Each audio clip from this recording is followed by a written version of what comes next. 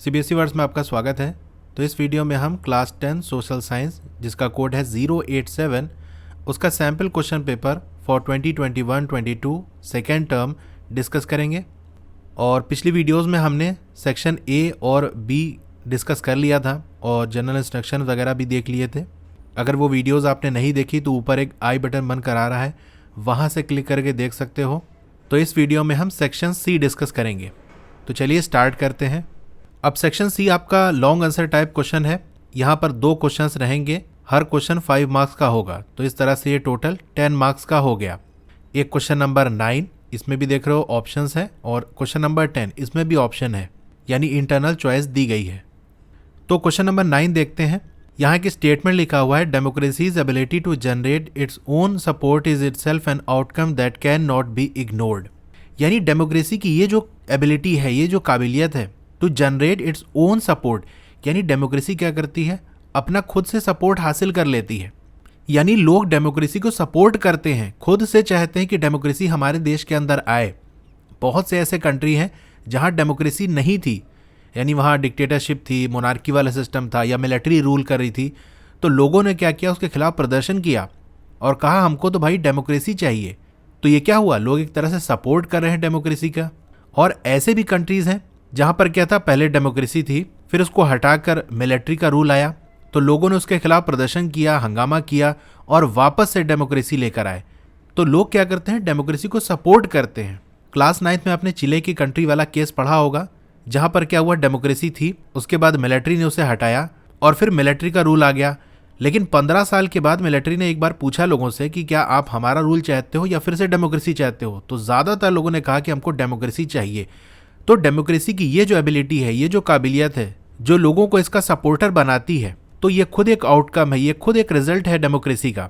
Chapter में आपने democracy के आउटकम्स के बारे में पढ़ा होगा कि डेमोक्रेसी से क्या क्या चीज़ें हासिल होती हैं। तो उसमें से एक चीज़ ये हासिल होती है कि लोग डेमोक्रेसी का सपोर्ट करते हैं। तो इस आउटकम को हम इग्नोर नहीं कर सकते, नज़रअंदाज नहीं कर सकते। तो इस स्टेटमेंट को आपको सपोर्ट करना है। यानी ऐसा क्यों होता है कि लोग सपोर्ट करते हैं डेमोक्रेसी को और चाहते हैं कि हमारे कंट्री में डेमोक्रेसी आए। तो कुछ खासियत होगी डेमोक्रेसी के अंदर, तो वही सारी चीज़ें लिखनी है और एग्जाम्पल भी आपको देना है। अब देखो ये क्वेश्चन कहाँ से आया है, एनसीईआरटी की लाइन से उठकर आया है। तो ये देख सकते हो एनसीईआरटी बुक है और यहाँ से ये स्टेटमेंट, इससे क्वेश्चन आया हुआ है। अब ये किस टॉपिक का है, यहाँ देख सकते हो, accountable, responsive and legitimate government. इस टॉपिक से एक लाइन उठाई गई और वहाँ से क्वेश्चन बन गया। तो इसीलिए मैं कहता हूँ एनसीईआरटी आपको लाइन बाय लाइन पढ़ना पड़ेगा, किसी भी लाइन से क्वेश्चन बन सकता है। और मैंने आपको line by line chapter explain भी किया है, प्लेलिस्ट विजिट करके देख सकते हो, जिसका लिंक डिस्क्रिप्शन में आपको मिल जाएगा। तो चलिए इसका आंसर हम देखते हैं। तो यहाँ पर हम यही देखेंगे कि डेमोक्रेसी की ऐसी क्या खासियत है कि लोग उसको सपोर्ट करते हैं। तो पहली चीज़ ये कि डेमोक्रेसी ये इंश्योर करती है, भरोसा दिलाती है कि जो डिसीजन मेकिंग है, कोई भी डिसीजन लिया जाएगा वो कैसा होगा, based on norms and procedure, यानी कायदे कानून, नियम कानून के हिसाब से होगा। दूसरा ये कि हर नागरिक के पास ये अधिकार होगा एंड मीन्स, यानी ऐसे रास्ते होंगे, ऐसे टूल्स होंगे to examine the process of decision making, यानी डिसीजन कैसे लिया गया है, किस प्रोसेस को फॉलो किया गया है, इसको जानने का हर नागरिक के पास अधिकार है। एक एक्ट है बाकायदा, RTI, right to information act. तो कोई भी डिसीजन लिया गया हो तो आप आरटीआई एक एप्लीकेशन फाइल करोगे, तो ये आरटीआई जो ऑफिस है वहाँ पर जाएगा, जिस चीज़ के प्रोसेस के बारे में, जिस डिसीजन के बारे में आपको जानना है, तो वहाँ से वो लोग इन्फॉर्मेशन कलेक्ट करके आपको बता देंगे कि ये डिसीजन इस तरह से लिया गया है। तो अधिकार भी है और मीन्स भी है। ऐसा नहीं कि आपके पास अधिकार है, आप कहो कि कैसे हम पता करें, तो उसके लिए आरटीआई बनाया गया है जहाँ से आप पता कर सकते हो। तो आरटीआई एक तरह से एक मीन्स है, एक टूल है, जिसके ज़रिए आप एग्जामिन कर सकते हो डिसीजन मेकिंग प्रोसेस को। अब जो डेमोक्रेटिक गवर्नमेंट होती है वो कैसी होती है, अकाउंटेबल होती है, यानी उसको जवाब देना पड़ता है। जनता सवाल कर सकती है और जनता का जवाब देना पड़ेगा सरकार को, इसीलिए तो लोग सपोर्ट करते हैं। वरना अगर आप देखो मोनार्की वाले सिस्टम में, राजा महाराजा वाले में, तो आप पूछ सकते हो राजा से जाके कि आपने ऐसा क्यों किया, फांसी पे लटका देगा। लेकिन डेमोक्रेसी में आप सवाल कर सकते हो। और क्या होता है, लेजिटिमेट, यानी एक वैलिड गवर्नमेंट होती है। ऐसा नहीं कोई ज़बरदस्ती आके रूल कर रहा है, गवर्नमेंट बना लिया, बल्कि जनता चूज करती है, जनता वोट देती है और जनता के फैसले से ही गवर्नमेंट बनती है, इसीलिए हम उसे लेजिटिमेट कहते हैं। और ट्रांसपेरेंट गवर्नमेंट होती है। ट्रांसपेरेंट तो यही इसका एक्सप्लेनेशन होगा कि आप किसी भी डिसीजन को, कोई भी पॉलिसी बनाई गई, कोई भी डिसीजन लिया गया, तो उसके बारे में आप जान सकते हो। ट्रांसपेरेंट वर्ड का मतलब क्या होता है, जैसे कोई ट्रांसपेरेंट चीज़ है, इसका मतलब उसके अंदर क्या है वो आपको दिखाई पड़ जाएगा। तो जो सरकार काम कर रही है, क्या कर रही है, वो कैसा होगा, ट्रांसपेरेंट होगा कि आप जानना चाहो तो पता कर सकते हो। फोर्थ पॉइंट है लोगों के पास ये अधिकार होता है कि वो अपना रूलर चुन सकें, आप वोट देते हैं और जिसको चाहते हैं उसको कुर्सी पे बैठा देते हैं। फिफ्थ पॉइंट है डेमोक्रेसी अपने नागरिकों को क्या देती है, राइट टू इन्फॉर्मेशन, वही जो मैंने बताया RTI, about the government and it's functioning, यानी आरटीआई के जरिए आप पता कर सकते हो कि गवर्नमेंट कैसे काम कर रही है, क्या फंक्शन कर रही है, उसके बारे में आप जान सकते हो। तो ये एक अधिकार मिलता है डेमोक्रेसी के अंदर। अब जो डेमोक्रेटिक गवर्नमेंट होती है वो लोगों की ही सरकार होती है, भाई हम ही लोग तो वोट दे के बनाते हैं, and it is run by the people, और लोग ही इसको रन करते हैं, कोई बाहर से तो रूल करने आता नहीं है। एक आम सा आदमी होता है, वो धीरे धीरे मेहनत करते हुए क्या हो जाता है, सीएम बन जाता है, पीएम बन जाता है, रूल करता है देश पे, किसी स्टेट पे। तो क्या होता है, वो एक आम ही आदमी तो होता है जो रूल करता है। तो लोगों की सरकार होती है, लोग बनाते हैं और लोग ही रूल करते हैं। और भी कोई आप पॉइंट लिख सकते हो जिस टॉपिक से रिलेटेड हो, क्योंकि पेज नंबर 92 पे इसकी डिटेल दी हुई है, तो वहाँ और भी पॉइंट है तो आप लिख सकते हो। कोई 5 पॉइंट आपको लिखने हैं। इसमें आपको ऑप्शन था, चाहे आप ये करते या ये वाला कर लेते। There is an overwhelming support for the idea of the democracy in South Asia, support the statement with example. ये भी क्वेश्चन देखो एनसीईआरटी से लाइन से आया हुआ है, तो देख सकते हो उसी पैराग्राफ में यहाँ पर ऊपर आप देखोगे there is an overwhelming support for the idea of the democracy all over the world, ये दिया हुआ है। तो यहीं से एक क्वेश्चन बना हुआ है, वहाँ वर्ल्ड लिखा है, यहाँ पर साउथ एशिया लिखा हुआ है, तो साउथ एशिया के कॉन्टेक्स्ट में आप बात कर लोगे। यानी अगर हम साउथ एशिया की बात करें तो एक ओवरवेलमिंग सपोर्ट है, एक अच्छा खासा सपोर्ट है इस आइडिया ऑफ डेमोक्रेसी को, यानी बहुत ज़्यादा लोग डेमोक्रेसी को सपोर्ट करते हैं और चाहते हैं कि हमारे यहाँ डेमोक्रेसी रहे। तो इसी स्टेटमेंट को आपको सपोर्ट करना और एग्जाम्पल भी देना है। तो चलिए इसके बारे में हम समझ लेते हैं। तो डेमोक्रेसी के वही फीचर्स ही आपको लिखने हैं कि भाई अच्छाई होगी तभी तो लोग सपोर्ट कर रहे हैं। तो हमसे पूछा है कि साउथ एशिया में लोग सपोर्ट क्यों करते हैं, तो भाई जैसे दुनिया में सपोर्ट करते हैं वैसे साउथ एशिया वाले भी सपोर्ट करते हैं। तो पहला पॉइंट है डेमोक्रेटिक गवर्नमेंट क्या होती है, वो लोगों की ही अपनी सरकार होती है, जैसे कि हम पिछले वाले क्वेश्चन में देख चुके हैं। अब वो कंट्री जो साउथ एशिया के अंदर आते हैं, यानी एशिया के नीचे वाला जो हिस्सा है ना, एशिया जो कॉन्टिनेंट है तो साउथ एशिया आएगा, वो क्या चाहते हैं, want democratic rights for people, वो डेमोक्रेटिक अधिकार यानी डेमोक्रेसी के अंदर लोगों को जो अधिकार मिला है चाहते हैं कि वो उनको भी मिले। भाई ये तो पूरी दुनिया भी चाहती है, बस क्वेश्चन में हमको साउथ एशिया लिखा हुआ है इसीलिए हम वर्ल्ड की जगह साउथ एशिया हम कर देंगे, बस इतना से चेंज करना है। कंट्री चाहते हैं कि वो अपना जो रिप्रेजेंटेटिव है वो खुद से चूज करें। मेरे हिसाब से कंट्री यहाँ नहीं होना चाहिए, यहाँ पर होना चाहिए सिटीजन्स, आप ऐसे लिख सकते हो citizens of south Asian countries, तो ये ज़्यादा सही रहेगा कि साउथ एशिया के कंट्री के जो नागरिक हैं वो चाहते हैं कि वो जिसे चूज करे उनका जो रिप्रेजेंटेटिव हो, यानी जिसे वो मेंबर ऑफ पार्लियामेंट सांसद बनाए और फिर वो जाके सरकार बनाए, तो वही लोग रूल करें जिसे ये चाहें, ऐसा नहीं कोई ज़बरदस्ती अपने से आगे रूल करने। डेमोक्रेसी क्या प्रोवाइड करती है, डिग्निटी और फ्रीडम, सम्मान और आज़ादी नागरिकों को मिलती है। डेमोक्रेसी एकोमोडेट सोशल डाइवर्सिटी, यानी सोशल डाइवर्सिटी को जगह मिलती है डेमोक्रेसी के अंदर। सोशल डाइवर्सिटी मतलब अलग अलग धर्म, अलग अलग जाति, अलग लैंग्वेज बोलने वाले, अलग कल्चर को फॉलो करने वाले, ये जो अलग अलग तरीके के ग्रुप हैं समाज के अंदर, अलग अलग तरीके के जो लोग हैं इनको जगह मिलती है। डेमोक्रेसी किसी एक धर्म, किसी एक जाति और किसी एक लैंग्वेज बोलने वाले को ही सिर्फ रहने का अधिकार नहीं देती, बल्कि सबको बराबर से अधिकार मिलता है, किसी भी आप सोशल ग्रुप के हो। तो ये एक अच्छी चीज़ है डेमोक्रेसी के अंदर। डेमोक्रेसी बेस्ड है idea of discussion and negotiation. Democracy में क्या होता है, डिस्कशन होता है, बातचीत होती है और नेगोशिएशन होता है, कुछ समझौता होता है। वरना हम मोनार्की वाले सिस्टम में देखें तो राजा किसी से डिस्कस करेगा क्या, बहुत ज़्यादा हुआ तो अपने वजीर वगैरह से पूछ लिया, आम जनता से तो शायद ही कोई पूछता हो, जो उसका समझ में आएगा वो डिसीजन लेगा। एग्जाम्पल में आप लिख सकते हो जो साउथ एशियन कंट्रीज़ हैं जैसे कि इंडिया हो गया, नेपाल हो गया, बांग्लादेश, श्रीलंका, पाकिस्तान, और भी कोई पॉइंट लिख सकते हो, कोई 5 पॉइंट आपको लिखने दें। तो ये आपका सिविक्स वाली बुक के पेज नंबर 92 से क्वेश्चन आया हुआ है और वहीं इसकी डिटेल आंसर आपको मिल जाएगा।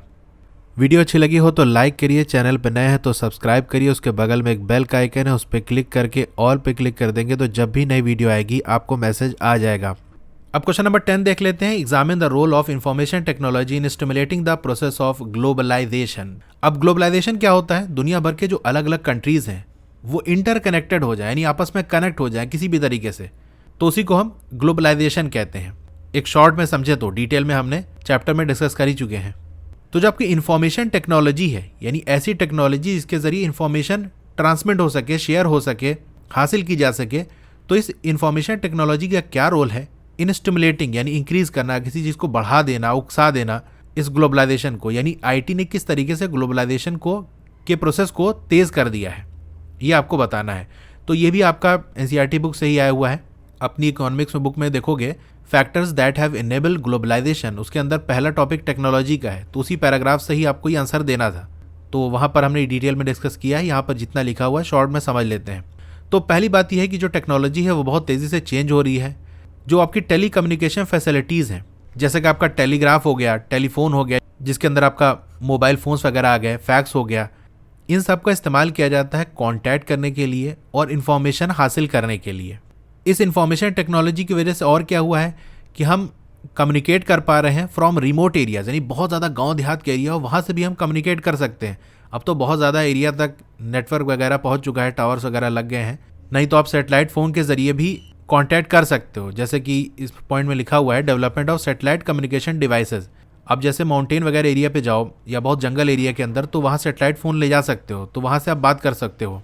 जो लोग जैसे माउंट एवरेस्ट वगैरह पे जाते हैं ना, तो वो सैटेलाइट फ़ोन लेके जाते हैं, क्योंकि वहाँ कोई टावर वगैरह तो होता नहीं कि मोबाइल से बात कर लें, तो सैटेलाइट फ़ोन के ज़रिए बात हो जाती है। कंप्यूटर्स की बात कर लें तो जानते हो हर जगह कंप्यूटर पहुँच चुका है आज के टाइम में। कोई भी इंफॉर्मेशन आपको हासिल करनी है या शेयर करनी है, आप इंटरनेट के ज़रिए कर सकते हो। इलेक्ट्रॉनिक मेल, जिसे हम शॉर्ट में ईमेल कहते हैं, या अगर हमको बात करना है, वॉइस मेल वगैरह भेजना है, तो पूरे दुनिया में कहीं पर भी भेज सकते हो एट नेग्लिजिबल कॉस्ट, यानी ना के बराबर पैसे भेज सकते हो। तो आप ईमेल भेज रहे हो तो बेसिकली क्या कर रहे हो, ग्लोबलाइजेशन ही तो हो रहा है, कनेक्शन ही तो हो रहा है। कि पहले भाई एक कंट्री में था कोई और दूसरे कंट्री में है, तो कोई इन्फॉर्मेशन भेजना है तो बहुत मुश्किल होता था, या तो खुद जाए या किसी से भिजवाए। लेकिन आज यहाँ से फ़ोन मिला है, विद इन सेकेंड्स के अंदर यहाँ कॉन्टैक्ट हो गया। तो ये ग्लोबलाइजेशन हुआ कि नहीं हुआ। और इस इंफॉर्मेशन टेक्नोलॉजी ने क्या किया है, played an important role in spreading out production services across countries. इसकी वजह से प्रोडक्शन सर्विसेज भी कंट्रीज़ के अंदर फैल चुकी हैं। यानी अगर आप यूट्यूब पे पढ़ रहे हो तो इसी की बात देख लो कि यूट्यूब क्या है, अमेरिका की कंपनी है, अमेरिका से ऑपरेट हो रही है। लेकिन मैं पढ़ा रहा हूँ इंडिया से, आप पढ़ रहे हो ज़्यादातर सब इंडिया ही से होगे। तो क्या हो रहा है कि बाहर की कंट्री से अपने देश के अंदर आपस में हमारा कनेक्शन हो पा रहा है। तो यूट्यूब क्या कर रहा है, एक सर्विस ही तो प्रोवाइड कर रहा है, कोई प्रोडक्ट तो थोड़ी ना दे रहा है। आपको ये सर्विस दे रहा है कि मैं पढ़ा सकता हूँ, इसके ज़रिए वीडियो अपलोड कर सकता हूँ, आप वीडियो देख सकते हो, ठीक है। और भी कोई पॉइंट आप लिख सकते हो, कोई 5 पॉइंट यहाँ आपको लिखने थे। इसमें भी ऑप्शन था आप ये कर लेते या ये वाला कर लेते। Assess the impact of the globalisation on India and its people.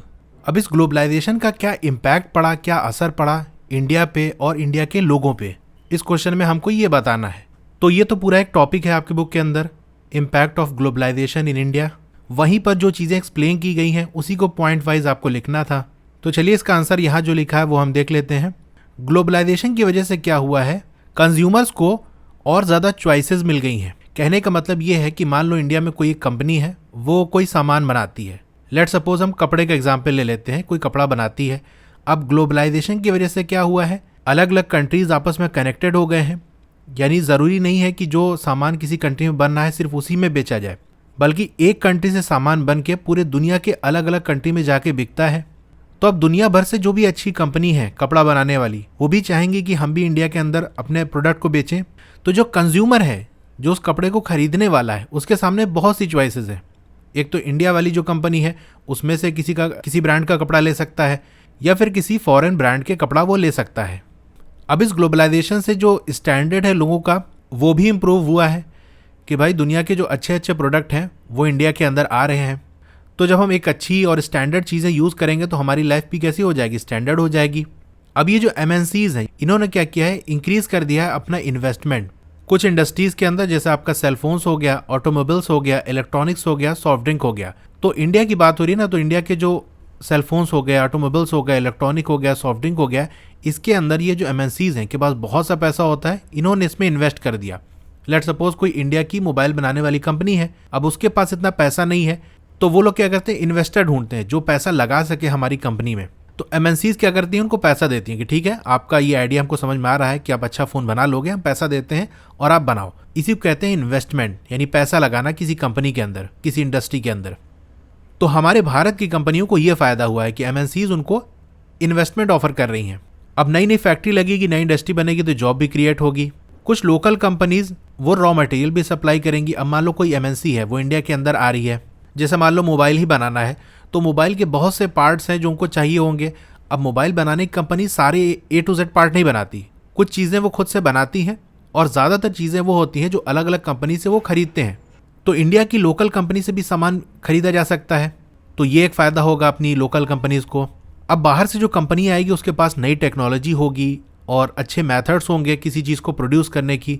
तो जो लोकल कंपनी है ना, वो उस नई टेक्नोलॉजी में इन्वेस्ट कर सकती है, यानी कोई नई मशीन है, नई टेक्नोलॉजी है, उसको वो खरीद सकते हैं कि भाई ये कंपनी इस तरह यूज़ कर रही है, हम भी ले लेते हैं। और जिस तरह से वो सामान प्रोड्यूस कर रही है, जो उनका प्रोडक्शन मेथड है, उसको भी फॉलो कर सकती है लोकल कंपनी देख के। अब 7th पॉइंट है ग्लोबलाइजेशन से क्या हुआ है, हमारी जो बड़ी बड़ी कंपनियां थी जैसे टाटा मोटर्स हो गया, इन्फोसिस हो गया, ये खुद एक मल्टीनेशनल कंपनी बन गई हैं। यानी हम बात करें अगर टाटा मोटर्स की, तो टाटा की जो गाड़ियां हैं वो सिर्फ इंडिया में ही नहीं बिकती और इंडिया में ही नहीं बनती, बल्कि इसके प्रोडक्शन हाउस बहुत से कंट्रीज़ के अंदर भी हैं और दुनिया के और कंट्रीज़ के अंदर भी हैं। वहाँ भी बन रही है टाटा की गाड़ियाँ और वहाँ भी बिक रही हैं। अब वो कंपनी जो सर्विस प्रोवाइड कर रही है उनको भी फ़ायदा हुआ है इस ग्लोबलाइजेशन से। जैसे आपने बुक में पढ़ा होगा कि कंपनीज़ क्या करती हैं, अपने जो कॉल सेंटर हैं वो ऐसी जगह ओपन करती हैं, खासतौर से जैसे हमारा इंडिया हो गया, जहाँ पर उनको सस्ते में उनका काम हो जाए। कहने का मतलब ये है, मान लो अमेरिका की एक कंपनी है, वो अपना कॉल सेंटर कहाँ ओपन करेगी, इंडिया के अंदर, कि उस कंपनी का सामान किसी ने खरीदा, मान लो अमेरिका के अंदर ही खरीदा, उसको कोई प्रॉब्लम है तो जो कस्टमर केयर से बात करेगा तो वो कहाँ बैठा हुआ है, इंडिया के अंदर, क्योंकि सिर्फ सोल्यूशन ही तो प्रोवाइड करना है उसको, सिर्फ कस्टमर की बात ही तो सुनना है कि वो क्या कह रहा है और बाकी आगे चीज़ें फॉरवर्ड कर देनी है। अब इंडिया में क्या है, सस्ते में इनका काम हो जाएगा। अमेरिका में किसी को हायर करेंगे, कॉल सेंटर बनाएंगे, तो वहाँ पर अमेरिका के हिसाब से सैलरी देनी पड़ेगी। तो बहुत सी कंपनियाँ ऐसी हैं जो है बाहर की, सर्विस भी बाहर दे रही है, लेकिन कॉल सेंटर उनका इंडिया के अंदर है। तो ये तो 8 पॉइंट हमारे फायदे वाले हो गए कि ग्लोबलाइजेशन से क्या असर पड़ा है जो इंडिया के लोगों को बेनिफिट कर रहा है। अब कुछ ऐसी भी चीज़ें हैं जिन्होंने नुकसान भी पहुंचाया है, जैसे flexibility in the labour laws. Labours के लिए, जो भी मजदूर हैं, उनके लिए कुछ कानून बनाए हैं सरकार ने, जिससे कि उनको परेशान न किया जा सके। जैसे कितना घंटे उनको काम करना है, कम से कम कितनी सैलरी मिलनी चाहिए, क्या फैसिलिटीज़ मिलनी चाहिए, ये सब लेबर लॉज के अंदर आते हैं। अब जो MNCs आती हैं, बड़ी बड़ी कंपनियां आती हैं, वो डायरेक्ट गवर्नमेंट से बात करती हैं कि भाई हम इंटरेस्टेड हैं आपके यहाँ अपनी कंपनी लगाने में, हमारी कंपनी लग जाएगी तो 2-3 हज़ार लोग को नौकरी मिल जाएगी, लेकिन शर्त यह है कि आपके जो नियम कानून है वो थोड़े अच्छे नहीं हैं, इसमें हमको कुछ ढील चाहिए। जैसे आपने लेट्स सपोज रूल बनाया है कि 8 घंटे ही काम कराया जा सकता है, तो आप हमें ये अलाउ करो कि हम 10 से 11 घंटे काम करा सकें। फिर आपने लेट्स सपोज सैलरी फिक्स की है कि 15,000 कम से कम देना पड़ेगा, इससे आप काम करो, हम चाहते हैं कि आप 10,000 ये रूल बना दो हमारे लिए। अब गवर्नमेंट भी सोचती है कि यार 1,000-2,000 लोग को नौकरी मिल जाएगी तो कुछ हम छूट दे देते हैं। तो ग्लोबलाइजेशन से ये हुआ है, बाहर कंपनियां आके अपने हिसाब से लॉ को चेंज कर लिया उन्होंने। 10th point, expansion of unorganise sector. यानी अनऑर्गेनाइज सेक्टर आपने दोनों पढ़ा होगा, ऑर्गेनाइज और अनऑर्गेनाइज। अनऑर्गेनाइज अच्छा नहीं माना जाता। अब बहुत सी कंपनियां क्या चालाकी करती हैं, जैसे कि आपके बुक में एग्जाम्पल दिया हुआ है कि फुटबॉल बनाने की बड़ी कंपनी है, लेकिन वो ठेका किसको देती है, अपने इंडिया के अंदर छोटे छोटे जो प्रोड्यूसर हैं, घर के अंदर फुटबॉल बननी है और वो बड़ी ब्रांडेड मानी जाती है। ऐसी बहुत सी कंपनियां करती हैं कि आप देखने से कह रहे हो कि अरे ये तो बड़ी कंपनी है और इसके कपड़े बहुत अच्छे होते हैं, पता लगे वो कपड़ा किसी गांव देहात में अपने भारत के बनना है।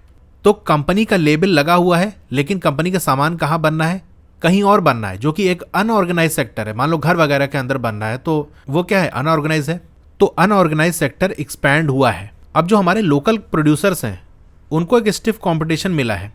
भाई हमारे भारत के भी जो फैक्ट्री वाले हैं वो भी कुछ काम सामान बना रहे हैं, हमारी इंडिया की जो कंपनी है, अब वही सामान एक बाहर की कंपनी आ रही है वो भी बना रही है, तो कंपटीशन होगा कि नहीं। उसी सामान को प्रोड्यूस करने वाली जितनी ज़्यादा कंपनीज आएंगी उतना ही ज़्यादा कंपटीशन हो जाएगा। तो ये सारी चीज़ें हैं, कोई भी 5 पॉइंट आपको लिख देने हैं। इसकी डिटेल अगर आपको पढ़नी है तो पेज नंबर 66 पे पूरा दिया हुआ है, मैंने लाइन बाय लाइन एक्सप्लेन भी किया हुआ है, वो वीडियो भी आप देख सकते हो। ओके, तो ये था हमारा सेक्शन सी के अंदर। और भी सब्जेक्ट के सैम्पल पेपर की वीडियो देखनी है तो आपका ये मोबाइल है, यहाँ पर ऐसे वीडियो प्ले हो रही है, एक डाउन एरो टाइप का बना होगा, उस पर आप क्लिक करोगे तो डिस्क्रिप्शन ओपन हो जाएगा। वहाँ पर अलग अलग सब्जेक्ट के सैम्पल पेपर की वीडियो का लिंक है और एक प्लेलिस्ट भी मैंने बना दी है, उसका भी लिंक आपको डिस्क्रिप्शन में मिल जाएगा। वहाँ पर सारे टर्म 2 के सैम्पल पेपर की वीडियो आपको मिल जाएगी। उसके नीचे चैप्टर के एक्सप्लेनेशन वाली वीडियो भी है कि आपको कोई चैप्टर पढ़ना है किसी भी सब्जेक्ट का, तो वो सारे सब्जेक्ट वाइज लिंक है, वहाँ से ओपन करके देख सकते हो। तो आपको ये वीडियो कैसी लगी कमेंट करके ज़रूर बताइए, अच्छी लगी हो तो लाइक करिए और अगर आप चैनल पर नए हैं तो सब्सक्राइब ज़रूर करिए। उसके बगल में एक बेल का आइकन है, उसको दबा के ऑल पे क्लिक कर देंगे तो जब भी नई वीडियो आएगी आपको मैसेज आ जाएगा। मिलते हैं फिर अगली वीडियो में, थैंक यू।